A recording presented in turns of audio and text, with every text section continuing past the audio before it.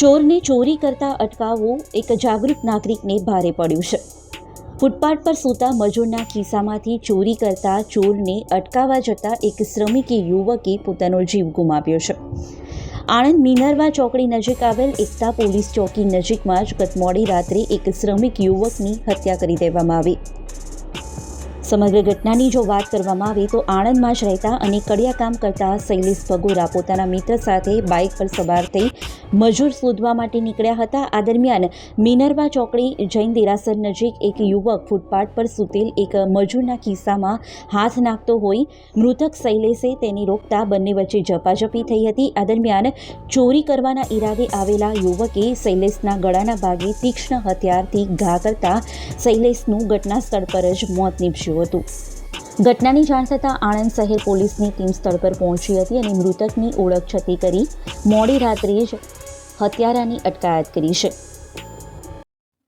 ગઈકાલે આણંદ શહેરના મિનર્વા ચોકડી પાસે આવેલ જૈન દેરાસર પાસે એક અજાણ્યા ઈસમને તીક્ષ્ણ હથિયારના ઘા મારી મર્ડર કરેલ હોવાની હકીકતની જાણ થતાં અમો તથા આણંદ ટાઉન પીઆઈ ઝાલા સાહેબ તથા તેમના સ્ટાફના માણસો સાથે બનાવવાળી જગ્યાએ તાત્કાલિક ગયેલા।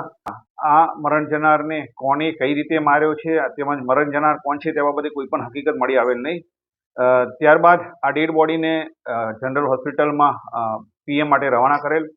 આ મૃતક અનનોન હોય જેથી નેત્રમના સીસીટીવી કેમેરા તેમજ અન્ય સીસીટીવી કેમેરા તેમજ હ્યુમન રિસોર્સિસનો ઉપયોગ કરતા હકીકત એવી જણાય આવેલ કે આ મરણ જનાર શૈલેષ મગનભાઈ ભગોરા ગઈકાલે રાત્રે 9:30 વાગ્યાના સુમારે પોતે કડિયા કામ કરતા હોય મજૂરી માટે મજૂર શોધવા માટે આવેલા હતા। તેમની સાથે તેમના મિત્ર સુરેશભાઈ બારૈયા પણ હતા।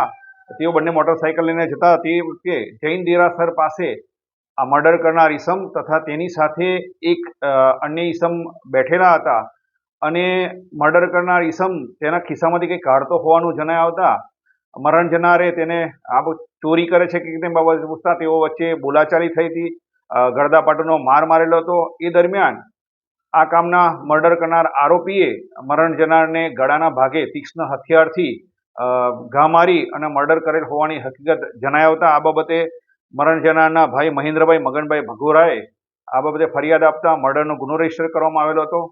આ મર્ડરનો ગુનો અનડિટેક હોય જેથી નેત્રમના સીસીટીવી કેમેરા તેમજ હ્યુમન રિસોર્સિસનો ઉપયોગ કરતા આણંદ ટાઉનના તૌસીફ પોલીસ કોન્સ્ટેબલ તૌસીફ તથા તીર્થરાજસિંહ નામના બંને પોલીસ કોન્સ્ટેબલને મળેલ હ્યુમન રિસોર્સિસનો ઉપયોગ કરી આ ગુનામાં સંડોવાયેલ જફર નામના 18 વર્ષના એક વ્યક્તિને અટક કરવામાં આવેલો છે। તેની પાસેથી જે ગુનાના કામે તેને વાપરેલ છરી તથા જે ગુનો કરતી વખતે જે કપડાં હતા તે પણ કબજે કરવામાં આવેલા છે અને વધુ તપાસ હાથ ધરેલ છે।